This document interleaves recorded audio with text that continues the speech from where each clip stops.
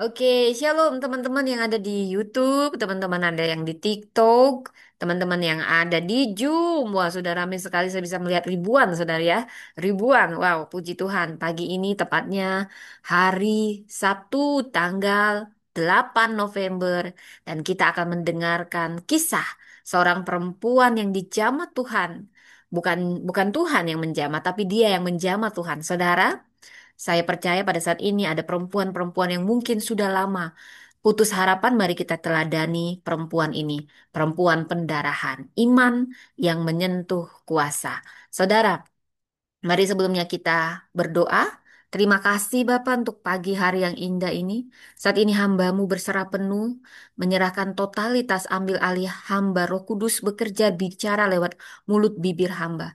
Hanya perkataan yang daripadamu Tuhan yang hamba sampaikan, dan hanya kebenaran firman Tuhan yang disampaikan, yang memperdalam kami, yang menajamkan kami, yang mendewasakan dan menutrisi kami dalam kerohanian. Roh Kudus juga jamaah pribadi lepas pribadi siapapun yang mendengar, baik yang di Zoom, YouTube, maupun di TikTok, dimanapun Tuhan namamu ditinggikan, jamaah kami menyiapkan hati kami seperti tanah yang subur, penuhi hambamu dengan karunia hikmat pengetahuan, ketajaman kepasihan memberitakan firman Allah dengan bahasa yang sederhana, mudah dimengerti. Dan kami bukan hanya pelaku firman, bukan hanya pendengar, tapi pelaku firman. Penuhi hamba dengan kuasa, otoritas, wibawa ilahi di dalam nama Tuhan Yesus. Amin, amin, amin. Saudara, luar biasa sekali pagi ini. Selamat pagi Indonesia, selamat pagi pulau-pulau, selamat pagi Nusantara. Selamat datang hari baru ya, tepatnya Sabtu 8 November. Saudara, kita bicara tentang perempuan pendarahan. Iman yang menyentuh kuasa. Iman yang menyentuh kuasa. Kita akan membaca dari Lukas 8 nantinya ya. Iman yang menyentuh kuasa. Saudara, mungkin Anda sudah sering mendengar kisah perempuan pendarahan, tapi saya percaya Tuhan akan memberi rema-rema baru. Jadi kisahnya di Lukas 8 khususnya ayat 43 sampai 48. Jadi saudara, saya sangat disentuh dan saya percaya akan banyak perempuan-perempuan yang diubahkan. Iman yang menyentuh kuasa. Jadi perempuan ini yang menyentuh. Saudara, saya ingin memaparkan dulu kisah perempuan pendarahan yang ada di Lukas 8 ayat 43 sampai 48 ini. Juga ada kisahnya di Markus 5 ayat 25 sampai 34, saudara. Dan juga ada kisahnya ya. Jadi Injil Matius dan Matius, Markus, Lukas menulis kisah perempuan ini. Ini artinya sangat penting, saudara ya. Walaupun berulang, tapi dengan versi yang luar biasa memperkaya makna teologis dan rema yang Tuhan mau nyatakan kepada kita. Matius 9 ayat 20 sampai 22. Siapakah perempuan ini? Dia sudah mengalami pendarahan selama 12 tahun. Mungkin kalau dari segi medis, saudara, dia ini kena CA serviks ya, saudara ya, karena ada pendarahan-pendarahan dari serviks. Nah, bayangkan setahun aja mungkin kita udah lunglai. Ini 12 tahun. Itu artinya dia sudah habis-habisan. Dan kalau dulu perempuan menstruasi aja saudara itu dianggap najis. Apalagi dulu belum tahu yang namanya CA serviks dan cepat sekali menuduh orang najis, aib gitu ya saudara. Dan ini 12 tahun itu artinya dia sudah merasa hampa. Tapi dia tidak putus harapan. Dia pasti sudah habis uangnya. Setahun aja kita pasti habis uang, saudara. Ini 12 tahun. Wah, ini sudah terpuruk sekali, saudara. Dan paling menderita itu dari psikologisnya, saudara ya. Saya minum kopi dulu, saudara ya. Kopi pelangsing ya, saudara ya. Enggak deh. Ini kopi aja tanpa gula gitu, saudara. Katanya bisa menyehatkan. Saya aminkan, aminkan. Sehat, awet, muda, langsing. Oke, kita balik ke topik. Kita balik ke topik ya. Pendarahan selama 12 tahun, saudara. Wah, ini perempuan yang luar biasa menurut saya, masih tetap beriman. Mungkin dia sudah putus asa. Mungkin awalnya dia pergi ke tabit, masih ada uang. Setahun masih ada uang lah. 2 tahun, 5 tahun masih ada uang. Gue rasa 6 tahun dia sudah hampir putus asa dengan penyakitnya. Udah habis-habisan ini pastinya. Dan secara hukum Taurat, bila kita membaca dari hukum Taurat lagi gitu ya saudara ya. Banyak banget aturan najis, najis, najis. Aduh, nggak ada yang layak berarti ya saudara ya. Jadi Imamat 15 ayat 25 sampai 30. Ini najis, kamu najis, pasti dia dikasih stigma demikian. Dan dia harus terisolasi. Kalau najis itu akan terisolasi secara sosial, nggak bisa bebas kemana-mana. Ya, saudara, ini malang sekali. Ini yang paling menyakitkan ketika kita harus diisolasi, saudara. Uang memang menyakitkan, diisolasi menyakitkan, ini double, sudah banyak triple, quarter sakitnya gitu saudara. Ya saya bisa merasakan perasaan perempuan ini. Ya saudara, seluruh harta habis, berobat gak ada hasil, capek, habis waktu, habis tenaga, semuanya habis saudara.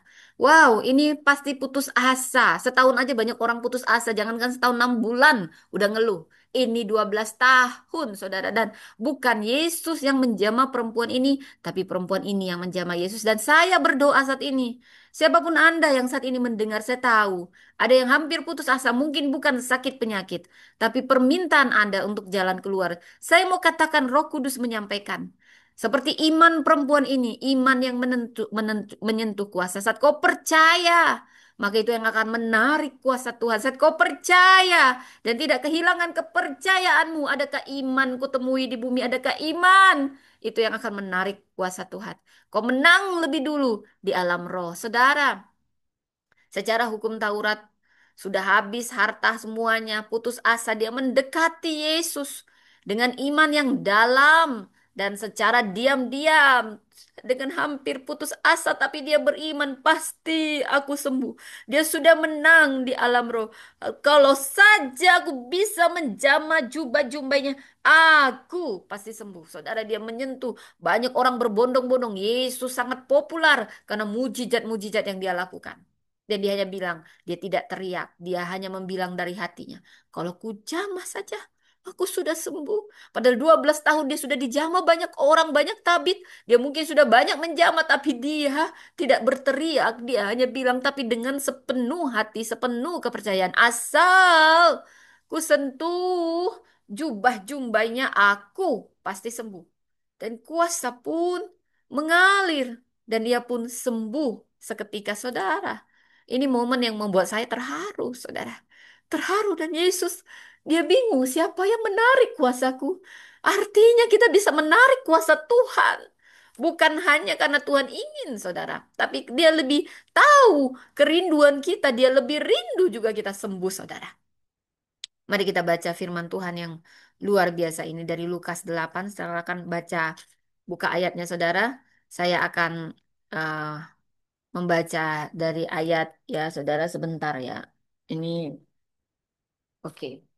Saya mungkin akan ambil firman Tuhan saudara dari, saya akan bacakan, baru nanti saya akan paparkan. Saya suka mengeksegesis saudara. Jadi ini kalau Lukas 8 banyak cerita di sini saudara. Tapi dia hanya ada di sela-sela. Jadi di situ ada banyak mujizat saudara ya. Jadi ayat 43 sampai 48 saya baca dulu saudara. Silakan membaca firman Tuhan nih saudara. 43 sampai 48 dikatakan di sini.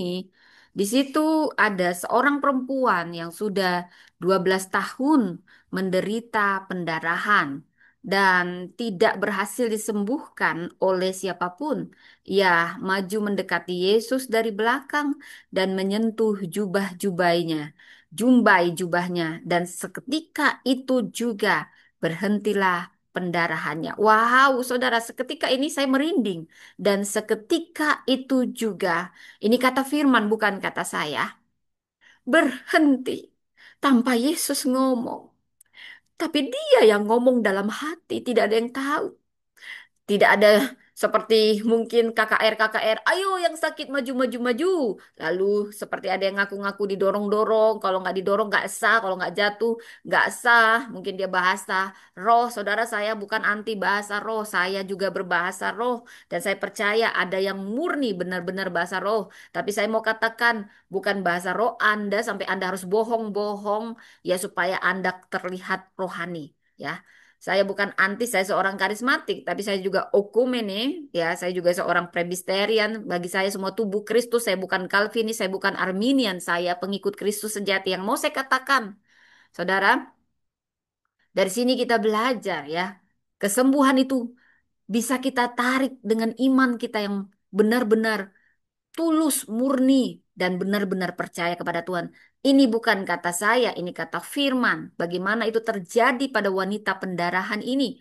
Dia tidak teriak, Yesus, Yesus, tolong hambamu, Yesus, Yesus. Walaupun kesembuhan tiap orang berbeda-beda, saudara. Tapi dari sini kita belajar, imanmu menyelamatkanmu. Yesus selalu bertanya, adakah imanku jumpai? Bukan berarti yang tidak sembuh, tidak beriman ya, saudara ya. Tidak, itu momentum ilahi. Itu juga tergantung ya saudara ya. Saya tidak mau menghakimi, tetapi yang saya mau bahas apa kata firman saat ini. Saudara, lalu kata Yesus, siapa yang menyentuh?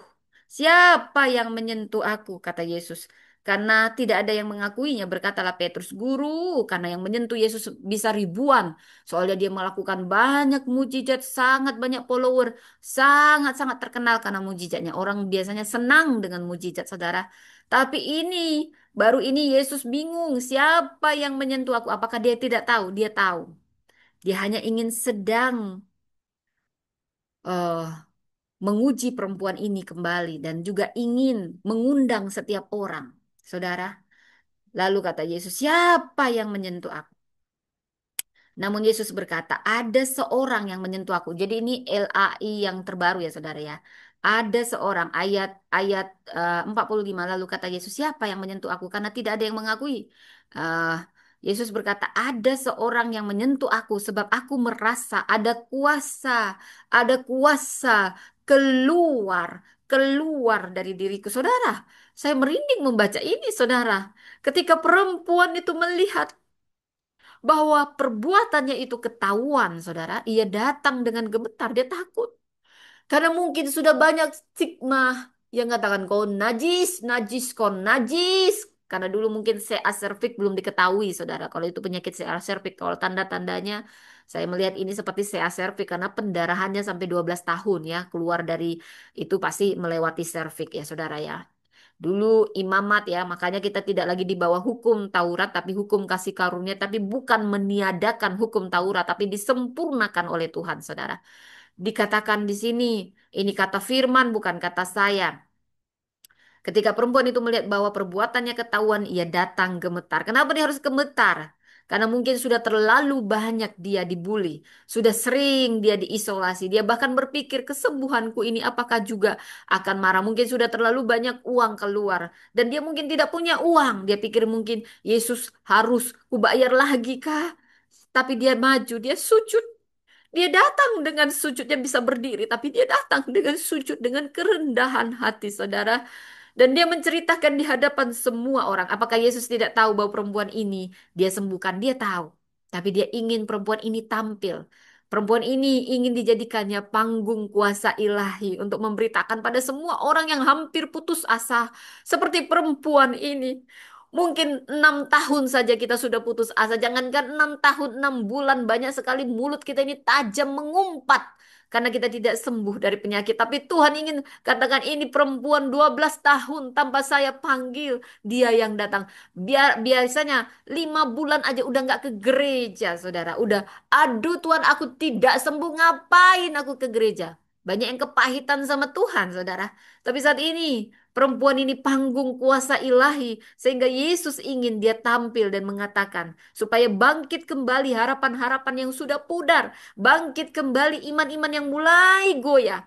Saudara, dikatakan di sini ketika perempuan itu melihat bahwa perbuatannya dan dikatakan di hadapan semua orang apa sebabnya ia menyentuh dia dan bahwa seketika itu juga ia sembuh lalu katanya kepada perempuan itu. Bukan berarti Yesus tidak tahu, saudara. Dia ingin menampilkan perempuan ini. Hai anakku, imanmu, imanmu, imanmu telah menyelamatkan engkau. Pergilah dengan damai. Saudara, mungkin di sini kisahnya ini bicara. Saudara, kalau kita telaah, saya suka ya kalau di ayat 43 ini kondisi medis dan sosial perempuan ini sangat menyedihkan. Menderita fisik, mental, ekonomi, semua. Kalau sudah namanya sakit banyak habis semuanya saudara ya. Ya bersyukurlah Anda kalau Anda masih sehat. Jangan banyak kali cincong Anda saudara ya. Lihat apa yang perlu disyukuri. Bukan yang tidak ada, tapi yang ada saudara. Ayat 44, dia menyentuh jubah Yesus. menunjukkan iman yang aktif, yang berani. Ini bukan sekedar sentuhan fisik, tetapi tindakan iman, saudara. Yesus merasakan ada kuasa keluar darinya. Sebuah pewahyuan bahwa iman dapat menarik kuasa Allah. Saudara, saya berdoa saat ini. Mungkin bukan saudara yang sakit. Mungkin anakmu, suamimu, istrimu, menantumu, saudara. Imanmu pun akan bisa menyelamatkan mereka seperti yang terjadi pada perempuan ini, saudara. Di ayat 45 sampai 46, Yesus merasakan kuasa keluar dari dirinya. Ini sebuah pewahyuan bahwa iman dapat menarik kuasa Allah.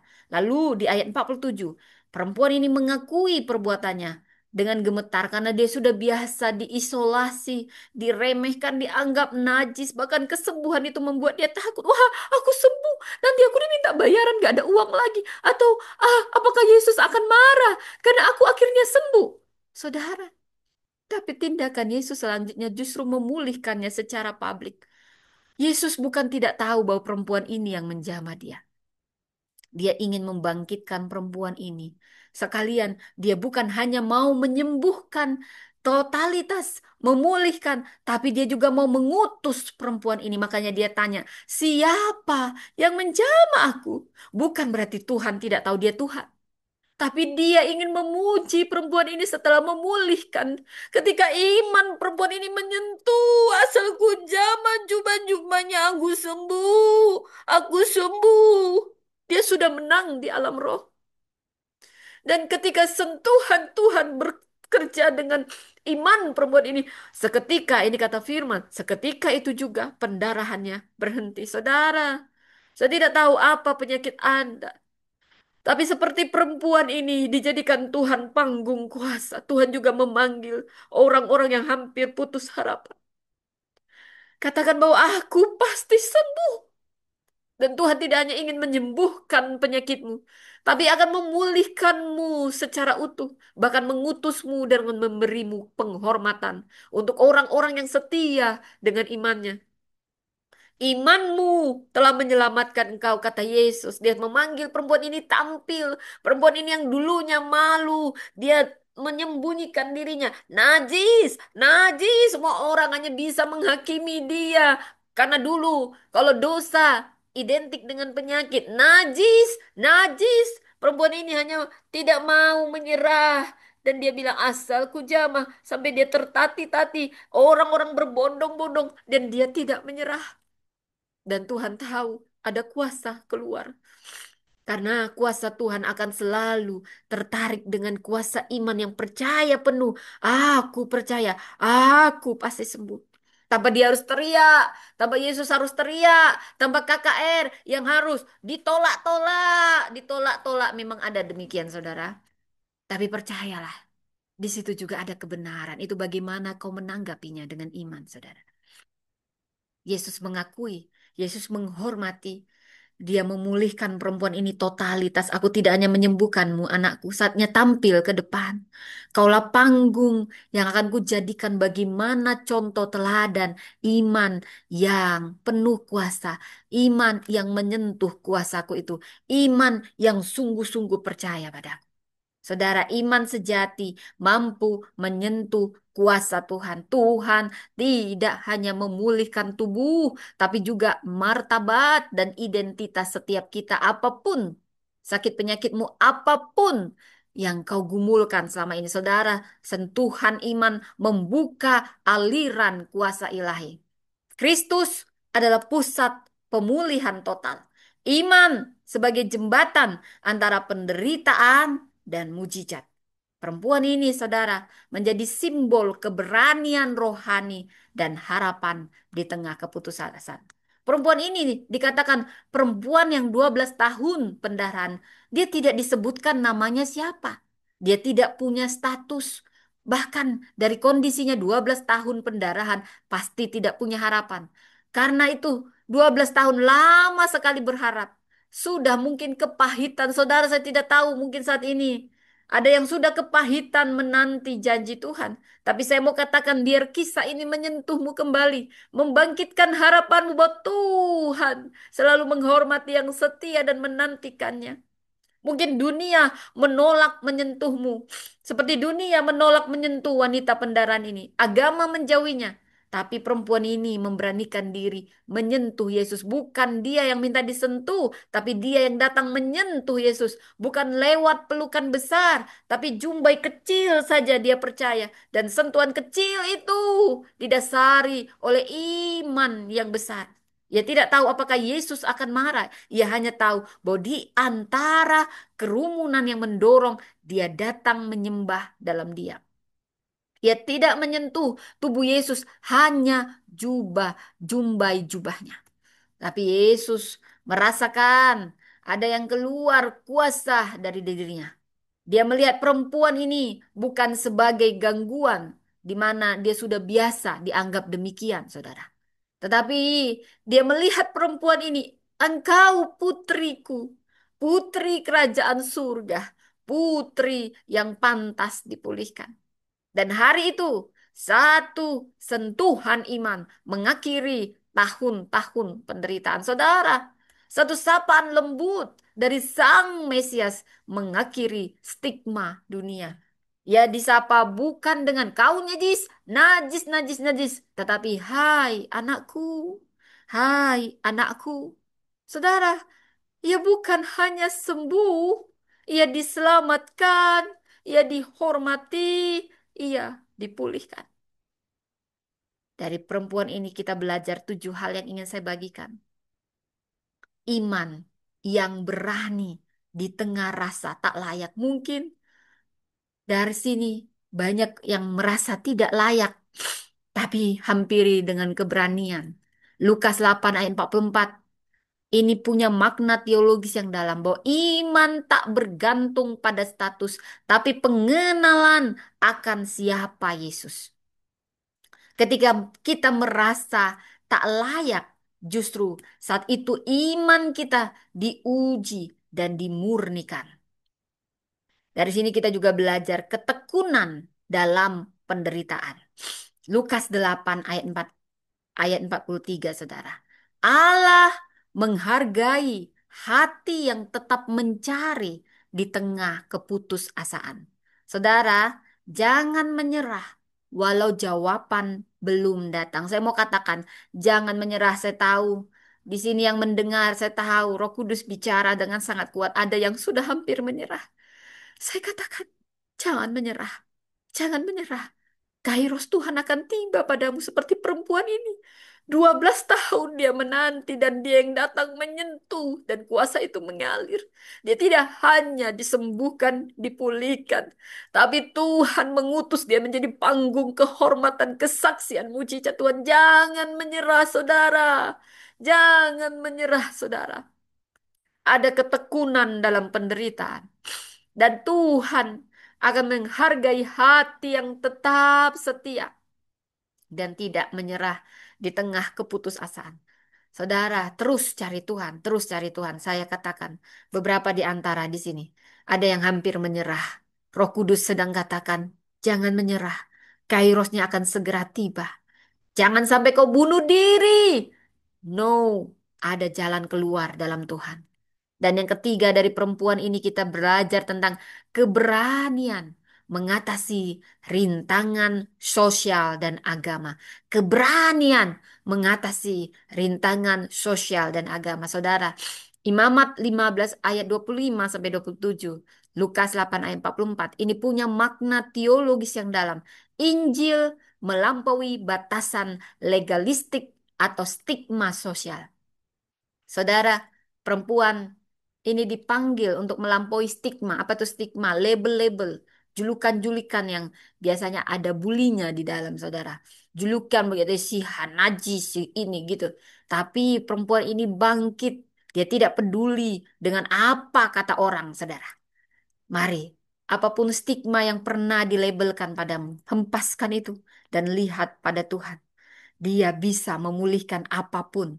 Saudara, yang keempat, apa yang kita pelajari dari peteladan perempuan pendarahan ini? Kesadaran akan kuasa Yesus. Adakah engkau sudah tidak lagi percaya pada Yesus? Terlalu lama Tuhan, terlalu lama Tuhan, terlalu sakit Tuhan. Terlalu sakit. Apakah demikian, saudara? Saya mau katakan saat ini, Tuhan bicara. Kesadaran akan kuasa Tuhan akan mengundang kuasa Tuhan mengalir pada Anda, saudara. Kesadaran akan kuasa Tuhan. Dia Allah yang besar. Dia Allah yang luar biasa. Kau Allah yang besar, agung dan mulia. Kau Tuhan yang maha besar. Gitu, saudara. Saya mohon maaf kalau ada para singer di sini. Salah bu. Ya saya paham, salah ya. Dan keempat, kita belajar kesadaran akan kuasa Yesus. Kuncinya di Lukas 8 ayat 46. Yesus sadar akan setiap iman yang menjangkaunya. Saudara, tiada iman yang sia-sia di hadapan Tuhan. Tiada iman yang sia-sia di hadapan Tuhan. Dan yang kelima, kita bicara tentang kerendahan hati, mengakui kuasa Allah. Saudara itu, perempuan ini punya kerendahan hati. Dia tetap mengakui kuasa Allah. Dia tidak membiarkan kepahitan, ketidakpercayaan merenggut imannya dan kerendahan hatinya. Asalku jamah jubah jumbainya aku sembuh. Itu orang-orang yang rendah hati tetap punya iman sekuat ini, saudara. Lukas 8 ayat 47. Pengakuan ini membawa pemulihan total. Dia mengakui Yesus. Dia tidak tanya, Yesus kapan? Tuhan kapan? Kapan, kapan, kapan, kapan? Tapi dia membuat pengakuan, pengakuan, pengakuan. Kau berkuasa. Kau berkuasa. Itu butuh kerendahan hati. Dan ketika kita jujur di hadapan Tuhan, kita akan dipulihkan. Dia jujur, aku yang menjama. Dia jujur, saudara. Dan yang keenam, apa yang kita pelajari dari perempuan ini? Kesediaan untuk dipulihkan secara utuh. Lukas 8 ayat 48. Keselamatan dalam Yesus mencakup tubuh, jiwa, roh. Karena kita ini terdiri dari tubuh, jiwa, roh. Kalau Tuhan memulihkan, dia tidak hanya memulihkan tubuh. Dia tidak hanya memulihkan jiwa, dia memulihkan roh. Kalau kita sudah menerima kesembuhan itu dan kita tetap datang pada Tuhan, dia akan memulihkan totalitas, saudara. Jadi bukan hanya cari tangan Tuhan, cari wajah Tuhan. Saudara, jangan hanya cari kesembuhan, cari perjumpaan dengan Yesus. Supaya bukan hanya tubuhmu yang sembuh. Kalau kau benar-benar menjumpai Yesus, maka jiwa dan rohmu sembuh. Itu yang paling penting, saudara. Dan di sini yang ketujuh yang mau kita pelajari dari perempuan ini menghidupi identitas baru dalam Kristus. Menghidupi identitas baru dalam Kristus. Hai anakku, kata Yesus, ini punya makna dalam. Kita diangkat jadi anak. Kita adalah anak-anak Allah. Setiap orang percaya statusmu adalah anak. Saudara, perempuan Kristen dan kita semua, kita putra-putri kerajaan Allah. Putri Allah, kita dihargai dan kita akan diberi otoritas. Tapi dari perempuan ini kita belajar, jangan memiliki mentalitas yang tidak layak. Rasa malu yang berlarut-larut ini bisa membutakan kita dari kasih karunia Tuhan. Kita perlu menghindari berpikir bahwa masa lalu membatalkan masa depan. Masa lalu tidak menentukan masa depanmu, tapi keputusanmu sangat menentukan masa depanmu. Saudara, keputusasaan bisa membuat kita fasik dalam keadaan yang terlalu lama seperti perempuan ini. Dia punya banyak alasan untuk putus asa dan pasif. 12 tahun dia menderita, tapi dia tidak menyerah. Karena itu belajarlah jangan biarkan luka membuat kita pasif, diam, atau bahkan mati rohani. Jangan, saudara. Dan ketakutan untuk menyentuh Tuhan ini juga harus kita hindari. Karena rasa takut berlebihan ini akan menahan kita mendekat kepada Tuhan. Saudara, bukankah kita harus tahu bahwa Tuhan lebih rindu. Tuhan ingin kita berani datang kepadanya, bukan lari menjauh. Ku rindukan hadiratmu memenuhi hatiku. Rohku turut menyembahmu. Biar awan kemuliaanmu nyatalah memenuhi bait sucimu. Saudara, cari wajah Tuhan. Cari wajah Tuhan. Ya mohon maaf ya saudara, lagunya kalau nggak pas ya para singer, song leader mohon maaf mungkin ada di sini. Maklumi saja apa yang ada di hati saya saudara untuk menyembah Tuhan saudara. Cari wajah Tuhan. Saya menyebut sentuhan iman yang membuka kuasa. Iman itu bertindak walau tersembunyi. Ayat 44 dari Lukas 8. Kuasa Allah akan mengalir ketika kita menyentuh Yesus. Bapa, sentuh hatiku, ubah hidupku menjadi yang baru, bagai emas yang murni. Kau membentuk bejana hatiku, Bapa. Saudara, apapun yang ingin Tuhan sentuh, katakan Tuhan sentuh aku. Sentuh penyakit ini, sembuhkan, pulihkan. Biar ini jadi panggung kesaksian.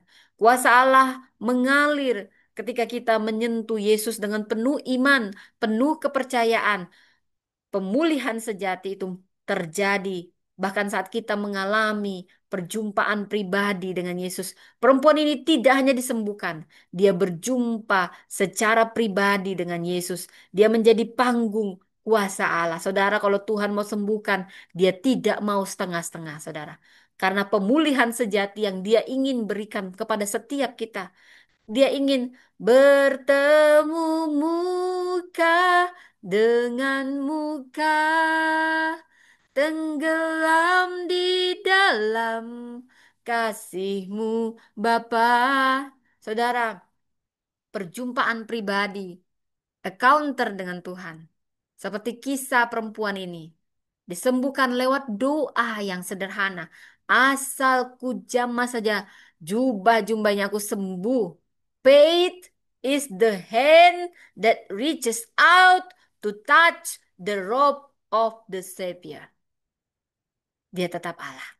Apakah kita mau menyentuh, datang dengan iman kita kepada Tuhan dengan keberanian, saudara? Perempuan ini mengalami bagaimana darah rasa malu dia menuju martabat ilahi. Rasa malu mungkin membuat kita menyembunyikan diri, tapi Tuhan mengundang kita bersaksi agar kemuliaannya dinyatakan. Yesus mengembalikan martabat perempuan ini di hadapan publik. Ini transformasi seseorang yang tadinya ditolak masyarakat tapi dipulihkan secara publik oleh Tuhan. Tuhan tidak hanya ingin menyembuhkan lukamu secara fisik, tapi tubuh, jiwa, rohmu pulih. Kepemulihan sejati dialami dalam Kristus. Dia akan mengangkat wajahmu, mengangkat martabatmu. Saudara, itulah pemulihan dari Tuhan. Bahkan sentuhan kecil bisa mengubah segalanya. Kadang kita hanya punya sedikit kekuatan, tapi bagi Tuhan itu cukup bila kita serahkan dengan setulus hati pada Tuhan. Tuhan menghargai iman sekecil apapun. Dan dari sentuhan kecil bahkan bisa lahir mujizat besar seperti yang dialami wanita pendarahan ini. Seperti anak kecil yang mungkin hanya memberi uang logam terakhirnya untuk pelayanan dan Tuhan menggunakannya dengan dahsyat. Saudara, apakah kita mau berani menyentuh Tuhan hari ini meski dengan iman yang kecil, saudara? Kalau kita melihat lebih dalam lagi, bagaimana perempuan ini melewati hukum Taurat yang menganggap dia najis, mengalami pengucilan sosial, religius mental. Dia menderita fisik, kehormatan, ibadah, kontak sosial. Karena itu Tuhan memanggil dia, siapa yang menjamah? Karena mungkin perempuan ini juga sudah putus asa secara medis. Tapi Tuhan mau menjawab semua doanya. Imannya yang menyentuh bukan hanya bicara, tapi pemulihan Allah itu bersifat menyeluruh, baik tubuhnya, jiwanya, relasi, martabat. Yesus ingin meruntuhkan semua stigma sosial yang dijatuhkan padanya. Dan dia ingin mengangkat suara perempuan yang tak terdengar ini. Saudara, ini luar biasa. Iman di tengah keputusasaan. Ayat 43. Iman sejati mungkin tetap hidup meski semua harapan dunia telah gagal. Keberanian kita melangkah keluar dari stigma, yaitu berani untuk melawan budaya pengucilan demi pemulihan. Dan tindakan yang menentu kuasa ilahi itu harus dinyatakan melalui tindakan konkret. Iman dinyatakan melalui tindakan konkret. Kerendahan hati untuk mengaku di depan umum. Iman yang sejati tidak malu bersaksi.